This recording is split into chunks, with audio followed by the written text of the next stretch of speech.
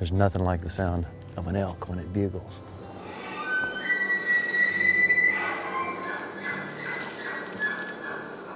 We're surrounded by elk, and we're 10 days out from the Youth Elk Hunt. This is an exciting thing. Only 5 kids get drawn, and John was one of the ones lucky enough to get drawn. We're up here with his dad, his twin brother, and Mr. Dan Crank from the Department of Fish and Wildlife is scouting around today, and Dan's put us on a pretty good area.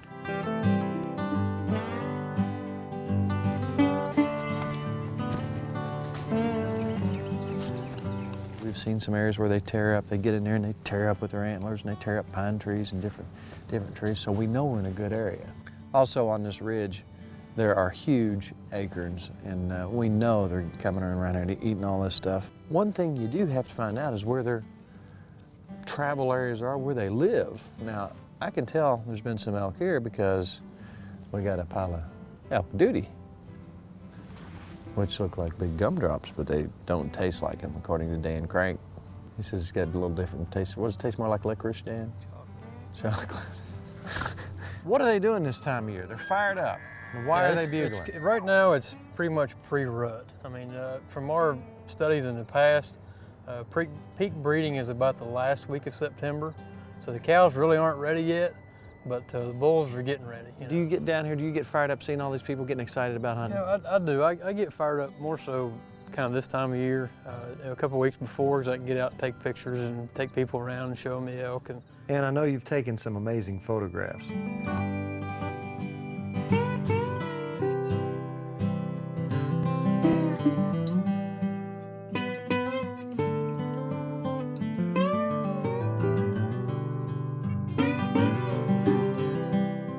Now your dad tried to pull a fast one on you. He already knew that you'd got drawn, so what happened? Well, he told us the elk draw was out, so I went and looked it up, and I couldn't believe it. I got drawed. I thought he did something to the computer. It's been pretty neat experience, and I'm tickled for him.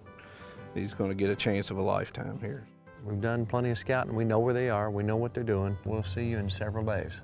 Thanks. Appreciate it.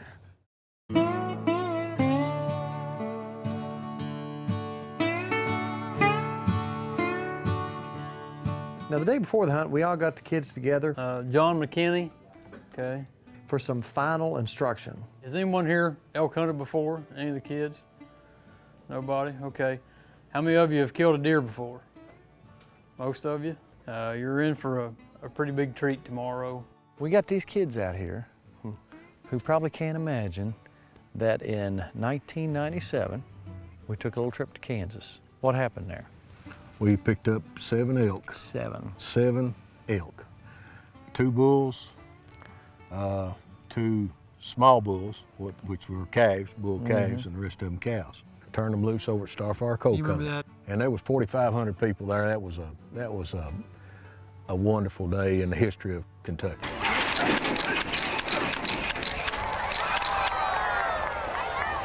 You know what, I gotta tell you, I think we all kind of held our breath and thought, okay, as I watched that, and we got footage of him run up on top of that hill, Yeah. looking around, stopping and looking Yeah. back like, where am I? Yeah. I was Yeah. thinking, what's gonna happen? Yeah, What's gonna happen? yeah. That's 7. Then we went to other states, had other release sites. A couple years later, 2001, we got a hunt.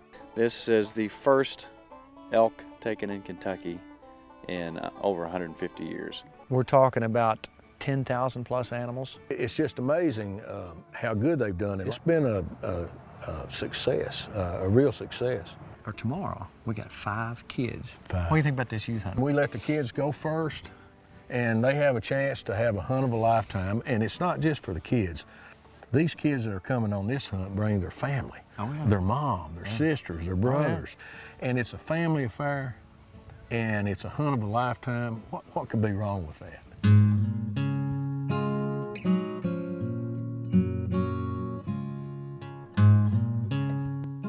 Who's cooking? Was your uncle over here supposed to have? What's he got? Where's he He's got pork loin and all kinds of stuff. Oh, he he's does? fixing. Yeah. Well, I hope he brought a lot, because I'm starving.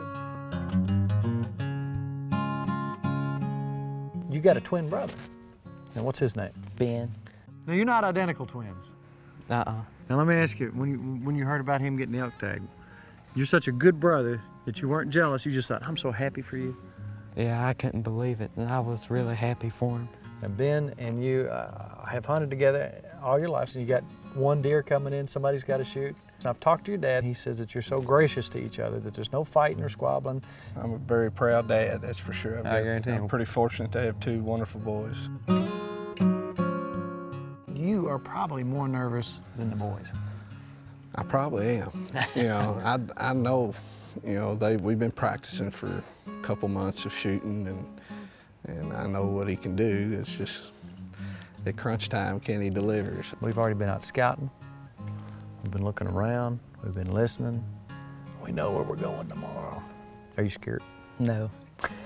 Let me see your I'm not scared look. That's what I'm talking about. He ain't scared. Really, this evening, what I'd recommend you all do is get up there where you want to be, you know, around the edge of dark or so, and just listen. And that's exactly what we did.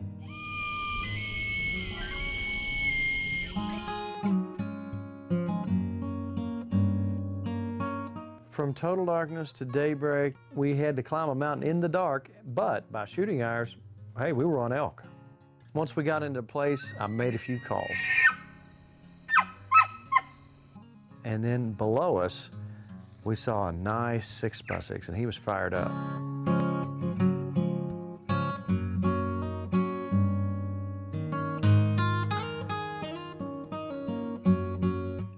Well, we'd picked the right spot, and now John had to pick the right bull.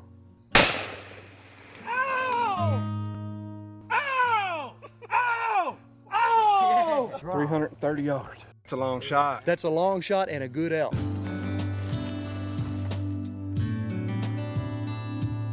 For those of you who've never seen a reclaimed mine, it's kind of an awesome, different type thing. If you've been out west, it'll be typical to that. Out here, it's almost like looking at Montana or Wyoming. You can see way out. And it's a great place to set up and look and glass and call, because you can see for great distances. What do you think about that? Now I want you to look where you shot him. Yeah, in the neck. What an animal.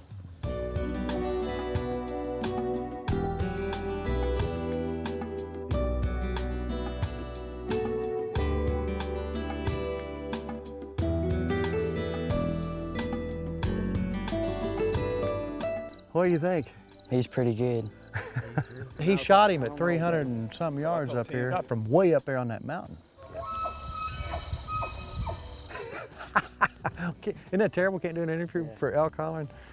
Now let's talk about the fact that this just doesn't happen. You just don't step out and shoot an elk. How much work? How many shots would you say you practiced with over time? You tried different guns too, didn't you? Yeah, probably 2.5 boxes. No kidding. Probably. Well, I'll tell you what, when the pressure was on and he was out there and you held a little high, well, Bama's got it on tape. Boom, he's down, it's over. And guess what? You didn't spoil any meat.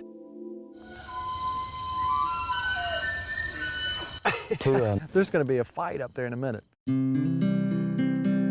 What do you got to say about that young man there?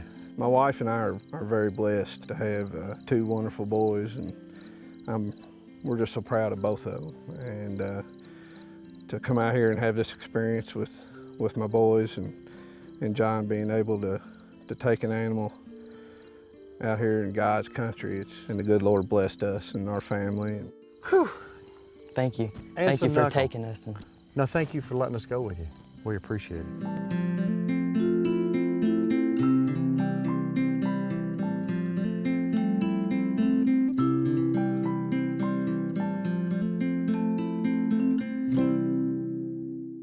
Something special. Now, all 5 youth hunters got an elk during the elk hunt weekend, and congratulations to every one of the hunters. Sky Combs took this really nice bull elk, and congratulations to all the kids.